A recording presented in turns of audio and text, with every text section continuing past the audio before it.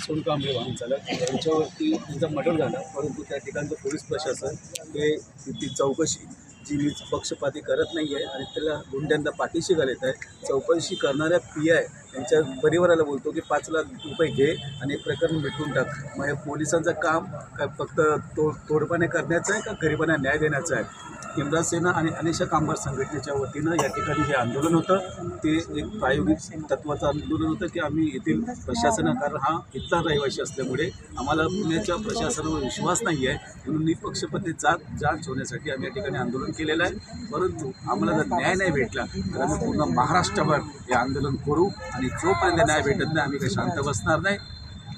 घटना कुठे झाली होती, काय घटना झाली? घटना वाकड या ठिकाणी तिथले जे हॉलिडेज लक्ष्मी ट्रॅव्हल्स कंपनी आहे त्याच्यामध्ये आमचे बंधू सचिन सोनकांबळे हे त्या ठिकाणी कामाला होते.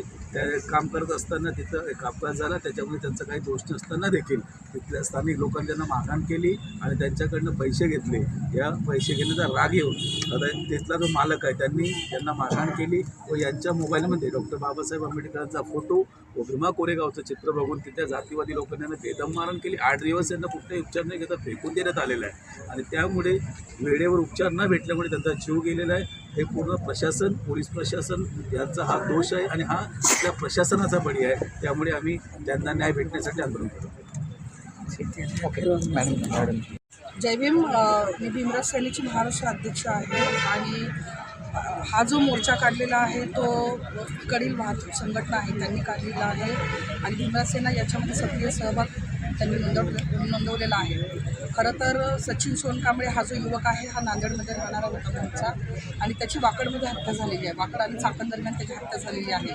त्याचं मूळ गाव नांदेड आहे आणि त्यामुळे त्याची सुरुवात इकडील वाहतूक सेनेचा ड्रायव्हर असल्यामुळे इकडच्या अनिशा वाहतूक संघटनेने याची सुरुवात केलेली आहे आणि त्याच्या भीमराज सेनेने सक्रिय पाठिंबा दिलेला आहे. जिथे जिथे सचिन सोनकांबळेला न्याय मिळवण्यासाठी आंदोलन मोर्चा होईल, निदर्शन होतील, त्याच्यात भीमराज सेना सक्रिय सहभाग नोंदवेल. हत्या कोणी केली? आपल्याला संशयित जे आहेत ते 2 लोक आहेत. एक तर सर्वप्रथम ज्याच्या गाडीचा बोनट तुटला होता असा जातीवादी मानसिकतेचा भोसले, जो वाकडमध्ये कदाचित सरपंच किंवा उपसरपंच या पदावर असावा, आपल्याला त्याच्याबद्दल पुरेशी माहिती नाही आहे. मिळालेल्या माहितीनुसार तो चाकण विभागातील एक गुंड प्रवृत्तीचा दादागिरी करणारा तिकडचा सरपंच आहे भोसले. त्याच्या गाडीला धक्का लागल्यानंतर हे प्रकरण, त्याच्या गाडीचा धक्का सचिनच्या बसला लागून त्याचं बोनट तुटले. तिथून हे प्रकरण सुरू झालं आणि त्याबरोबरच लक्ष्मी ट्रॅव्हल्सचे मालक, त्याचे सुपरवायझर आणि त्याचे मॅनेजर ज्यांनी 2 ते 3 दिवस सचिनला मारण्याचं प्रकरण दाबलं. त्याच्यानंतर त्याला 2 दिवस हॉस्पिटलची कोणतीही ट्रीटमेंट नाही केली. बेशुद्ध अवस्थेत, कोमाच्या अवस्थेत त्याला त्या गॅरेजच्या एका कोपऱ्यामध्ये फेकून दिलं होतं. तर आपले संशयित सगळे तेच आहेत आणि ते सगळे उच्चवर्णीय आहेत. त्यांच्यावर 302चा गुन्हा तर नोंद झालेला आहे, परंतु त्यांच्यावर ॲट्रॉसिटी ॲक्ट अंतर्गत गुन्हा नोंदवावा ही अशी प्रमुख मागणी आहे. आरोपी अटक झाले नाही, 2 आरोपी फरार आहेत. एका आरोपीला त्यांनी पकडलेलं आहे, परंतु ज्याला पकडलेलं आहे त्याचं त्या FIRमध्ये नावसुद्धा नाही. अशा एका गरीबाला त्यांनी ट्रॅव्हल्समधल्या व्यक्तीला पकडलेला आहे जो सचिनबरोबर गाडीमध्ये होता. तर आमची जी नावं आहेत, ट्रॅव्हल्सची जी नावं आहेत 5 नावं, त्या लोकांना अरेस्ट करण्यात यावं आणि जो मुख्य भोसले आहे त्याचं नाव FIRमध्ये सुद्धा नाही आहे. परिवाराने विठ्ठल सोनकांबळे यांनी ते नाव सांगून सुद्धा FIRमध्ये भोसलेचं नावसुद्धा नाही आहे. तर पुन्हा एकदा यांची जी जबानी आहे, त्यांचा जबाब आहे तो पुन्हा नोंदवण्यात यावा आणि भोसलेचं नाव त्याच्यात ॲड करून ॲट्रॉसिटी ॲक्ट अंतर्गत गुन्हा नोंद करण्यात यावा प्लस 302. एकंदरीत काय मागण्या तुमची? भीमराज सेनेची प्रमुख मागणी पहिल्यांदा आहे की हे जे FIR आहे ते या कुटुंबाला कोणतं दबाव टाकून, म्हणजे कधी चाकणला जा कधी वाकडला जा अशा पद्धतीने त्यांची मानसिक स्थिती हे करून, एक मुलाची बॉडी समोर होती त्यामुळे त्यांना कोणतीही कल्पना नव्हती की आपण काय FIRमध्ये लिहावं. त्यांची FIR पुन्हा एकदा नोंदवून घेऊन त्यांचा जो S फॉर्म आहे तो पुन्हा नोंदवण्यात यावा, फॉर्म क्रमांक 10. त्याच्यामध्ये भोसलेचं नाव ॲड करण्यात यावं. करणारं वाकडमध्ये कोणीच नाही आणि आम्हाला वाकड पोलिसांवरच संशय आहे, कारण त्यांनी त्यांना 5 लाखाचं आमिष दाखवलं होतं, ज्याचे PI माळी असं नाव आहे. त्यांनी त्यांना हयात असताना, सचिन हयात असतानाच त्यांना 5 लाखाची ऑफर दिली होती की तुम्ही केस करू नका, जेव्हा सचिन कोमात होता, की तुम्ही केस करू नका आणि रफादफा करा. त्यामुळे आम्हाला त्यांच्या शोधावरच संशय आहे. आज त्यांचा भाऊ संस्थापक अध्यक्ष सूरज उपरे. आम्ही आज 19 डिसेंबर 2025 रोज नांदेड येथे जिल्हाधिकारी कार्यालय इथे भव्य मोर्चा काढलेला आहे. त्या मोर्चा या संदर्भात काढलेला आहे का आमचा वाहन चालक बांधव यांच्यावर निर्गुण अशी मारहाण करून निर्गुण हत्या करण्यात आली आणि त्यांना त्या हत्येमध्ये आतापर्यंत न्याय मिळालेला नाही. त्यांना तात्काळ न्याय मिळावा यासाठी आम्ही जिल्हाधिकारी कार्यालय नांदेड इथपर्यंत भव्य मोर्चाचं आयोजन केलं होतं आणि त्या मोर्चा इथं नांदेड जिल्हाधिकारी कार्यालयापर्यंत आणून आम्ही नांदेड जिल्हाधिकारी साहेबांना निवेदन देऊ या मोर्चाची इथे सांगता केली आणि आमच्या या एकंदरीत मागण्या होत्या का सचिन सोनकापडे आमचा भाऊ आहे त्यांना न्याय मिळाला पाहिजे. त्या न्यायिक मागण्या अशा होत्या का परिवाराला 50 लाखाची तात्काळ मदत देण्यात यावी आणि सचिन सोनकांबळे यांच्या एकच तो उदरनिर्वाह करण्यासाठी काम करत होता परिवाराचा आणि त्यांना तात्काळ एक सरकारी नोकरी त्यांचा भाऊ आहे आणि तो नोकरी करण्याच्या याच्यामध्ये आहे म्हणजे वयामध्ये मर्यादेमध्ये आहे तर त्यांना तात्काळ एक सरकारी नोकरी द्यावी आणि त्यांना परिवाराचा लवकरात लवकर न्याय देऊन त्यांना आसरा द्यावा सरकारला ही विनंती आहे. आरोपी विरुद्ध गुन्हा दाखल झालेला आहे आणि आरोपीला अटक केली आहे. नंतर मागणी नक्की काय म्हणजे काय घटना घडली? आरोपीला आतापर्यंत आरोपीला अटक झालेली आहे परंतु जो मेन आरोपी आहे ते संशय आहे आमचा का मेन आरोपी आत्ताही सुटलेला आहे आत्ताही पसार झालेला आहे आणि लक्ष्मी ट्रान्सपोर्ट या कंपनीमध्ये आमचा सचिन भाऊ वाहन चालवत होता आणि त्याच्या पार्किंगमध्ये यांची हत्या झालेली आहे.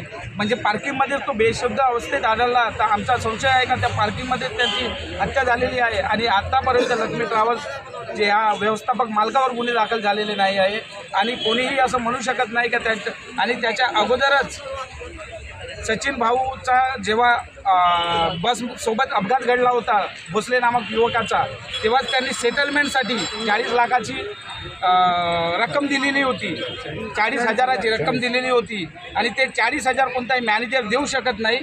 एकंदरीत त्या रक्कमचा अमाऊंट हा मालकानेच दिलेला आहे आणि हे सर्व प्रकार मालकाला माहीत होतं तरीसुद्धा त्या मालकाला आतापर्यंत मोकळं सोडलेलं आहे. त्या मालकावर सुद्धा आरोपी आहे तो मालक आज आमचा संशय आहेच तर त्या आरोपीला मालकाला सुद्धा तेवढीच सजा व्हायला पाहिजे जे आरोपींना होत आहे. थोडक्यात सर्व सचिन सोनकांबळे हा गाडी घेऊन चालला होता. त्याला रस्त्यात फिट आल्यानंतर त्याने गाडी साईडला घेतली. तिथल्या प्रवाशांनी पोलीस प्रशासनाला फोन लावला. घटनास्थळी पोलीस प्रशासन आले. पाठीमागून भोसले नावाचं कुटुंबाची 4 व्हीलर होती ती थांबलेल्या बसला जाऊन धडकली. पोलीस प्रशासन आल्यानंतर भोसले आणि सचिन भाऊ आणि ते बस चालकचे मालक आहे त्याचे मॅनेजर ते पोलीस स्टेशनमध्ये गेल्यानंतर त्यांचा सल्लानामा झाला की पुढे विषय वाढू नका तुम्हाला 40,000 देतो. भोसला 40,000 दिल्यानंतर असा सचिन भाऊ बाहेर आला पोलीस स्टेशनच्या. सचिन भाऊच्या मोबाईलवर बाबासाहेबांची प्रतिमाचे फोटो होता. त्याच्यानंतर त्याला विचारलं तुझं नाव काय. त्यांनी नाव सांगितलं सचिन सोनकांबळे मी बौद्ध समाजाचा तरुण आहे. त्यांनी सांगितल्यानंतर सचिन भाऊला त्या भोसल्याच्या गाडीत टाकून 5-6 घंटे त्याला अमानुषपणे मारहाण केली आणि 29 तारखेला संध्याकाळी जे लक्ष्मी ट्रॅव्हल्सची जे पार्किंग व्यवस्था येतात त्या पार्किंग व्यवस्थेमध्ये त्याला आणून टाकलं. माझं असं म्हणणं आहे तेव्हापासून सचिन भाऊ कोमात होता. त्याला हॉस्पिटलमध्ये नेलं आणि 11 तारखेला त्याचं निधन झालं. जे कशी तिच्यामध्ये दोषी असतील ते पोलीस अधिकारी आहे त्यांनी सांगितलं की काही सल्लेनामे करा 40 लाख रुपये घ्या की काहीतरी पैसे घ्या. त्याच्यामध्ये तो भोसले आहे त्याच्यानंतर ते ट्रॅव्हलचे मालक आहे मॅनेजर आहे सगळ्यांवर कायदेशीर कारवाई करून जे कोणी दोषी असेल त्याला कठोर शिक्षा झाली पाहिजे ही आमच्या भीमराज सेनेच्या वतीने मागणी आहे. कोण पोलीसवाला आहे 5 लाखाची? माळी साहेब आहे. माळी साहेब शत्रुघ्न माळी हे पोलीस प्रशासन अधिकारी त्यांनी सांगितलं. कोणाला सांगितलं? विठ्ठल सोनकांबळेला सांगितलं होतं की तुम्ही 5 लाख का 4 लाख घ्या आणि तुम्ही ही केस रफादफा करा असं त्यांचं म्हणणं आहे. कारण की त्यांनी कास्ट सर्टिफिकेट त्यांनी बोललं दाखल करून घेतो. कास्ट सर्टिफिकेट घेऊन या त्याच्यानंतर आम्ही गुन्हा दाखल करून घेऊ. किती आरोपी विरुद्ध गुन्हा दाखल आहे आणि किती 4-5 आरोपी असतील. आपल्याला 7 ते 8 आरोपींना करायचं आहे. नाव ऍड करायचं. एकंदरीत आता त्यांची घ्या त्याला भावाचा एक गाडीवर धक्का लागल्याच्यानंतर आम्हाला एक फोन केला आम्ही बोलून या किन्नरनं उचलल्याच्यानंतर आम्ही 2 दिवस आम्हाला त्याने म्हणजे भाऊ गेला भेटल्याच्यानंतर त्या कारवाल्याला काहीतरी 40,000 रुपये दिले आणि भाऊ तुम्ही गेला म्हणजे इंदूरला गेला म्हणजे 28ला घटना झाली. आम्हाला 29 तारखेपर्यंत कळून नाही. 29 तारखेला संध्याकाळी आम्हाला एक 7च्या दरम्यानमध्ये व्हिडिओ कॉल केला आम्ही भाऊ दाखवा. ते एकूण एकाला चळाचळी सुरू आहे. जेव्हा त्यांना मान टाकून देऊन बघला गेला तर आम्ही 29 इथून निघाले 30ला पोहोचले. भाऊ मोकोमामध्ये गेला. तिथून मी ससून हॉस्पिटलला आणल्याच्या नंतर ते 4 दिवस कोणी बघायला नाही, काही केलं नाही. नंतर मी त्याच्या माझ्या भावाची मोटरसायकल होती तर बाबा म्हणलं मी भावाची मोटरसायकल आधार कार्ड काही लागते दवाखान्यामध्ये डॉक्युमेंट मागितली होती. तर आम्ही बॅग म्हणून घ्यायला गेलं. ती मॅनेजर म्हणजे मी सोलापूर लावून मी तर पार्किंगला नाही. त्याची सचिनचे काही मित्र करून ते होते. आम्ही पुण्याला गेल्या त्या पार्किंगला सर्वजण होते. तिथून द्यायला आम्ही दवाखान्यात आणल्याच्यानंतर त्यानं म्हणजे बा जे काय झालं ते पोलीस स्टेशनला गेल्या, चाकणला गेल्या, त्या वाकरला गेल्या. तर म्हणजे बा जे पाटील साहेब आणि माळी साहेब होते त्याला काही झालं तर तुम्हाला मी सोडणार नाही, 302मध्ये तुम्हाला जन्मठेप करतो. आणि नंतर म्हणजे बाहेरच्या बाहेर मॅटर करा. त्याने मला 5 लाखाची मागणी म्हणजे मला 5 लाख तुम्ही माझ्या भाग लागली. 4 दिवस आधी माझ्या भाग लागली. मी म्हणून पैसे घेणं माझ्या भावाला प्रायव्हेटमध्ये आलो होता. कमी जास्त झाल्यावर माझ्या भावाला तुमच्या इतके दिवस निष्काळजीपणाने का ठेवल्या असं म्हणल्याच्यानंतर त्याने मला धमकाच्या गोष्टी केल्या. कुठं जातोस काय नाही. पोलीस प्रशासनाला त्याने मॅनेज केलं. 302 गुन्हा दाखल केला. मी 18 करा. असेच काय पदाधिकारी तिथं माझ्यासोबत आलते. त्यानं म्हणले 18 गुन्हा दाखल करा. त्यानं म्हणले कास्ट तुमची कोणती आहे मला बघू द्या.